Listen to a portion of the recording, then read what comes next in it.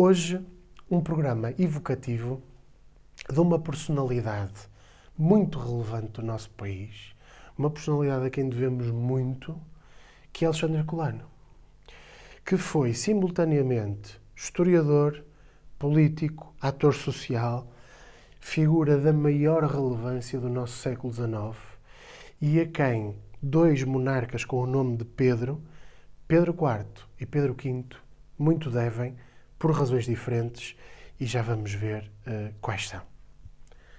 Primeiramente, importa aqui fazer um ponto de ordem.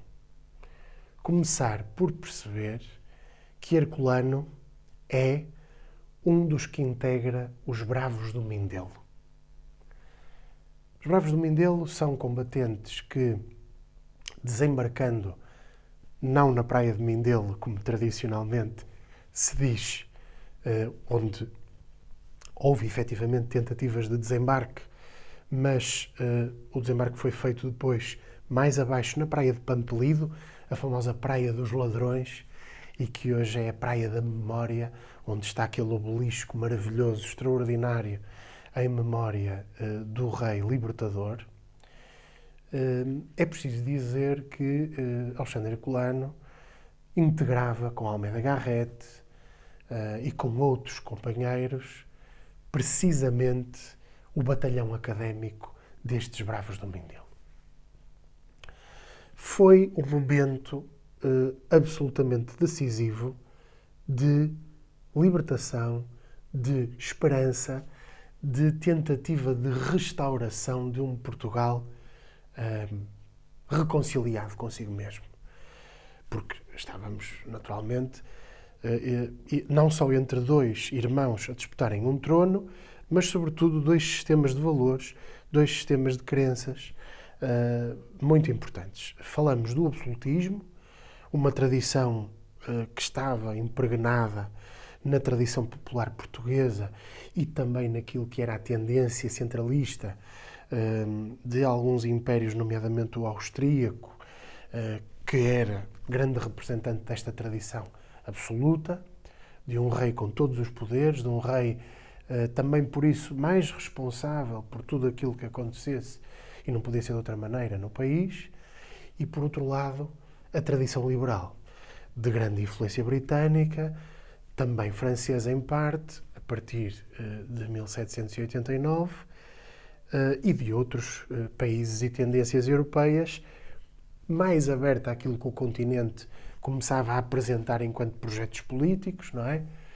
E mais distante desta tradição conservadora que, ainda que os liberais também tivessem uma identificação, obviamente com símbolos tradicionalistas, indiscutivelmente tinham, acreditavam na representatividade, na democracia tendencialmente liberal e, sobretudo, na Constituição.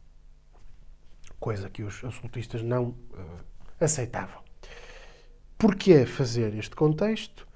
Porque Herculano era, obviamente, um liberal convicto. Eu vou começar pelo Herculano historiador, por razões óbvias. Herculano, enquanto historiador, dedicou-se profundamente ao estudo da monarquia medieval portuguesa. Ele fez a primeira história de Portugal de acordo com os princípios científicos modernos da história. Não nos podemos esquecer que a história tem, no século XIX, uma revolução total na sua metodologia, na sua concepção, com historiadores como Fustel de Coulanges, como, vindo da sociologia, mas da sociologia histórica, Max Weber, com, obviamente, os contributos fundamentais de Marx e da linha marxista da história materialista e dialética, que obviamente tem em si próprio a precedência da dialética hegeliana e que influencia esta dualidade e, no caso da visão marxista, a confrontação ao longo da história entre classes, entre grupos sociais, mas, sobretudo, a linha germânica de Leopold von Ranke, a linha da história positivista, factualista. A história, como dizia o próprio Ranke, wie es eigentlich gewesen, tal e qual como aconteceu. Ora, estas linhas cruzadas de análise passaram-se antes ou depois já do percurso de Herculano. Só para perceberem como a ciência histórica evolui. Não já de um memorialismo e de uma visão também romântica, estamos no tempo do romantismo, é certo, mas aproxima-se a passos largos uma nova corrente literária, que é o realismo, e em que se encara o mundo de uma forma diferente, de uma forma mais objetiva, concreta. E também desapaixonada, seja perante a religião, seja perante a política, tendencialmente de uma forma mais objetiva. Herculano fez história com documentos. Fez história nos arquivos. Fez história com evidências materiais e concretas. Não com efabulações, com lendas, mistificações e mentiras também. Herculano fez um exercício de história honesta, e nomeadamente da nossa monarquia medieval. E fez a descodificação de mitos que são fundadores do nosso Estado. E pegou na nossa bandeira e disse, muito objetivamente, as 5 quinas dos 5 reis mouros derrotados na Batalha de Ourique, é esse o mito que é apresentado, mas será essa a verdade? Pois claro, ele põe em causa muita dessa construção mítica. A Batalha de Ourique não tem evidências de que tenha ocorrido verdadeiramente nos moldes em que é proposta. A Batalha de Ourique resulta também de um milagre da nossa visão messiânica cristã e que marca toda a nossa história, de Afonso Henriques a Dom Sebastião, de Dom João II a Dom João V, passando por tantos outros. E é evidente que para um cientista social, as ciências sociais estão a nascer neste século XIX, há que ter um posicionamento objetivo perante os factos. Temos, portanto, o Herculano historiador, que vimos agora. Depois temos o Herculano arquivista, organizador dos arquivos nacionais e das bibliotecas. O Herculano que fez uma reforma do Arquivo Nacional da Torre do Tombo, por ordem e por expressa missão que lhe foi confiada pelo monarca Dom Pedro V. Também ele, um homem pragmático, sensível ao conhecimento, à ciência, ao desenvolvimento cultural. Isso, incontestavelmente, marcou a relação entre ambos.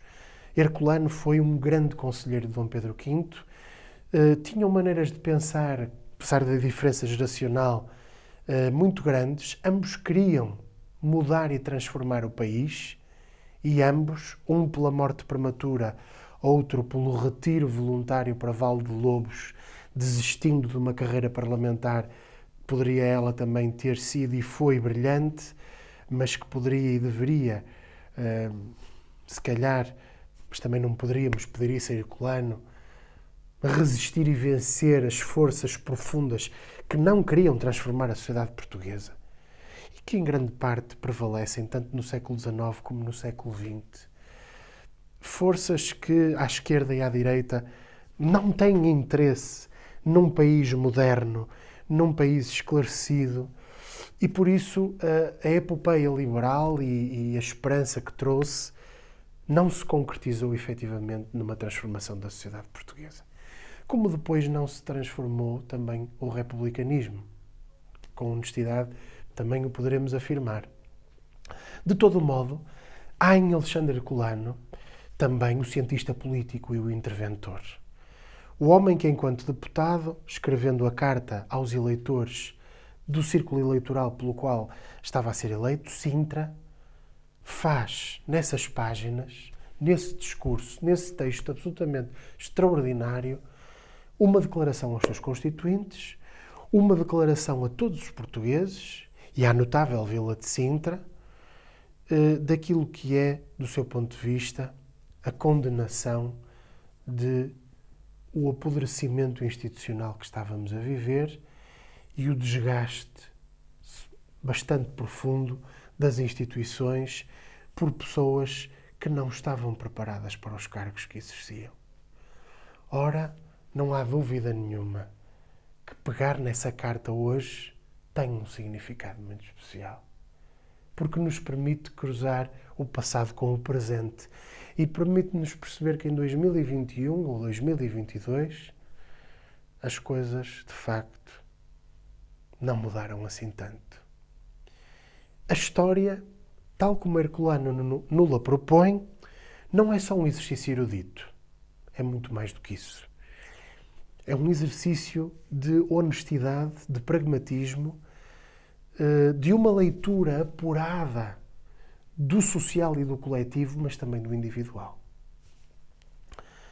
Poderemos criticar Alexandre Herculano por, do ponto de vista político, não ter ido mais além do que isto, do que escrever, do que intervir, do que tentar, junto do monarca, fazer ouvir a sua voz, tantas vezes crítica, tantas vezes dissonante e, se calhar por isso, mais isolada? Não. Não podemos ter a pretensão, apesar da nossa cultura tradicionalmente assim o dizer, de que um homem só possa mudar, ou uma mulher, possa mudar todo um sistema. Mas podemos e devemos, olhando para esta segunda metade do século XIX, compreender o seguinte. Os Bravos do Mindelo, e aqui incluo também Almeida Garrett, deputado que foi pelo Porto e um grande lutador também pela causa liberal, como Herculano,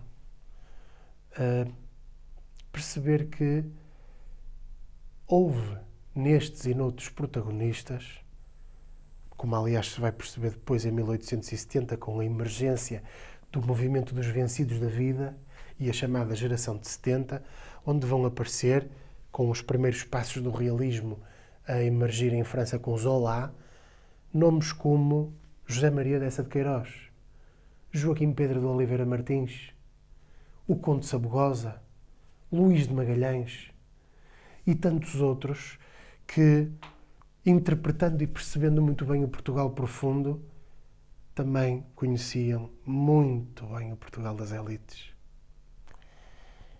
E essas elites, esses representantes do Portugal político, nós lemos-los e sentimos-los noutras obras, como o Portugal Contemporâneo de Oliveira Martins, a grande história do século XIX português, como lhe chamou Vasco Polido Valente, e, acima de tudo, os romances de José Maria Dessa de Queiroz. Tudo isso é também herdeiro desta tendência, apesar de tudo, crítica, combativa, como aquela que Alexandre Herculano teve ao longo da sua vida.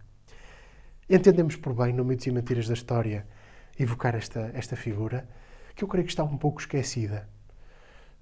Está presente na toponímia, está presente de alguma maneira nos manuais de história, mas nem sempre lhe é dedicado o foco, a atenção que ele merece e, sobretudo, esta percepção no contexto em que se moveu. Foi uma tentativa de interpretação, fica aqui muita coisa por dizer e por ler, mas certamente noutros programas com outras temáticas voltaremos a esta e a outras tantas figuras que com ele colaboraram, e agradeço imenso a todos vós seguirem semana a semana o Mitos e Mentiras da História. Muito obrigado, forte abraço, até breve.